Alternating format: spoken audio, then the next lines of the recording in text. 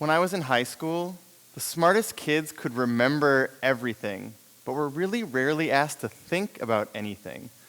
Details of books, math equations, the periodic table of elements, places, people, information was just crammed into our heads, and the awards went to the kids who could spit out the most stuff. And when I started teaching in much the same way. My good days were good. My bad days, I was working far too hard to create really good rememberers. And in my first year, before I started using what I now call the Google test, my English class was a class of vocab lists and plot summaries. In my first year, I assigned the same kind of essay on the same kind of book that teachers have been assigning forever. And I was reading one. It was written by, one of those kids who just never seems to have any work to do, but also never seems to be doing any work. I'm reading his essay, and it's just blowing me away. It's brilliant, so brilliant that I copy and paste one of the sentences from his essay, email it home to his parents to show just how good their son was writing, and by association, how fantastic his English teacher must be. And so it was with a little bit of concern a little later on when I'm reading a different essay by a totally different kid with the same damn sentence. So I Google it and, okay, they're cheating, which isn't the best thing ever. But what really killed me about it is that both of these kids were bright, insightful kids. But I wasn't asking the right kinds of questions. The questions I was asking had answers that were so readily available to them in so many places, that were so easy to move from one window to another, that I wasn't really asking them to think. So I realized I had a problem, but the solution for me wasn't to invest money in anti-plagiarism software or to invest time Googling every other sentence of every other essay. The more I thought about it, the more I realized if I wanted better answers from my students, I needed to start asking them better questions.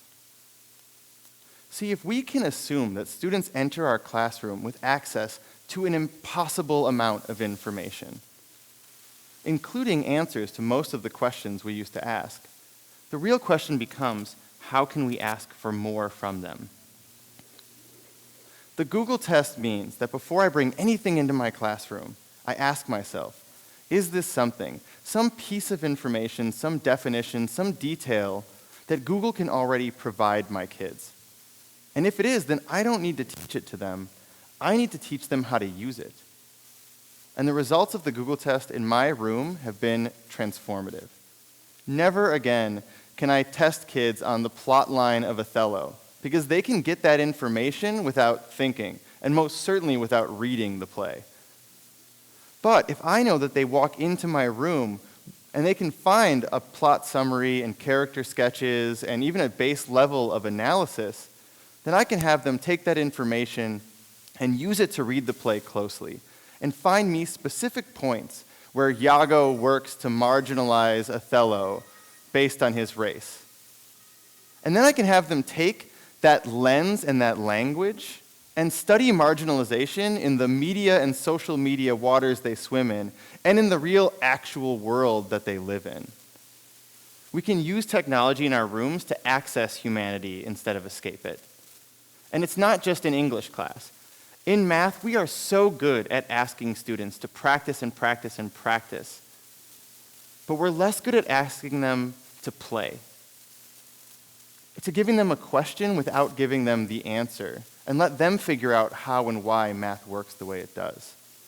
If chemistry is the study of all the particles that make up the entire universe and what happens when they interact with each other, then we can ask big questions in that room and not just ask kids to memorize a periodic table. We need students who will think in a world full of devices that pretend to think for them. We need to ask questions, and we need students who ask questions that Google can't answer.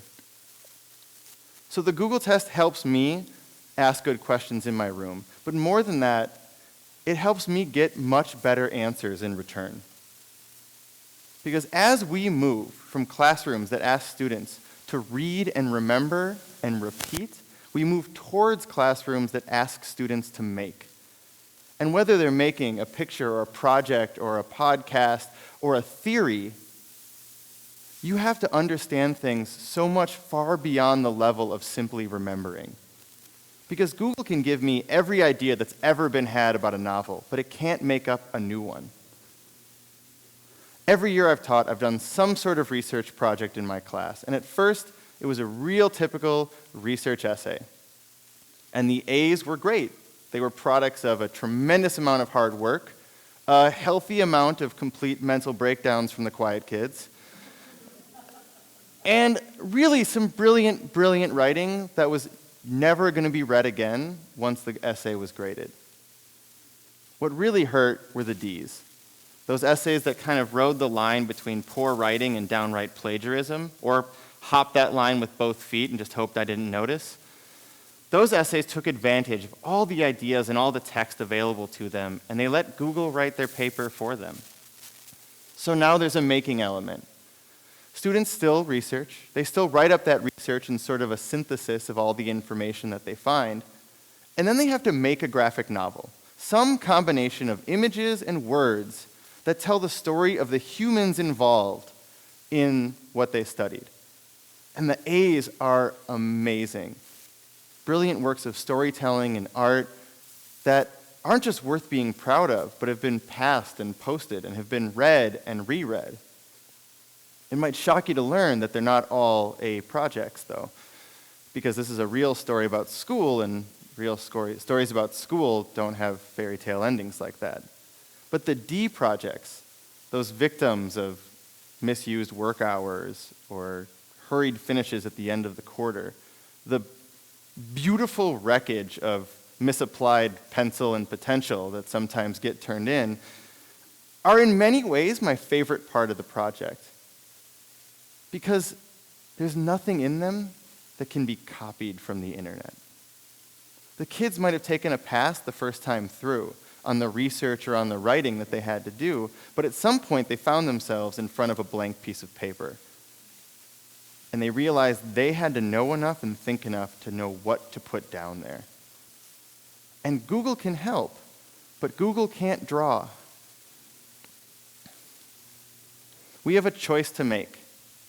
We can create classrooms that hope the internet is just a fad, that limit the access to the kinds of information our students are going to have in every aspect of the rest of their lives, that ask students to read and remember, to listen and remember, to watch and remember, and to repeat and repeat and repeat. Or we can ask for more. We can create classrooms that embrace access to technology, that say, you can go get me any piece of information I ask for. So what's more?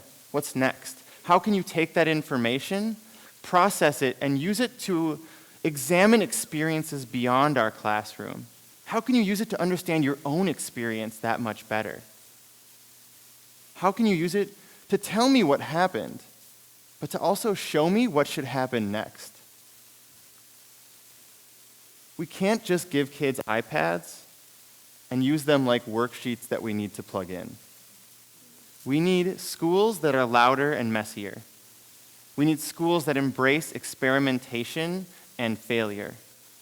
We need students with dirty hands and big ideas. And to get them, we need to ask bigger questions. We need to give them every tool we possibly can. We need to give them every opportunity to be brilliant. And then we need to get out of their way. Thank you.